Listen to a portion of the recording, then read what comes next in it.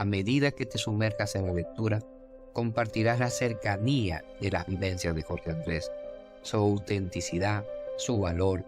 su calidez y, lo más importante, el valor de la independencia. No se trata solo de unas ideas motivadoras o de una capacidad de liderazgo, o quizás de una actitud altruista y desinteresada por ayudar a los demás. Se trata de una filosofía de vida, de cambio, de reconocimiento de ti mismo como ser trascendente y de reconocimiento del otro compartiendo esa trascendencia. En un mundo donde no podemos permanecer aislados unos de otros, o peor aún, desinteresados por los demás. Comprender la complejidad de la vida desde la paradójica sencillez de Jorge Andrés hace que te plantees nuevas perspectivas, en donde todo es un comienzo y la felicidad tan añorada está en el proceso de recorrer ese camino de crecimiento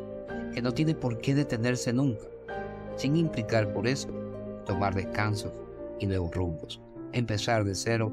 una y otra vez si así lo requieres.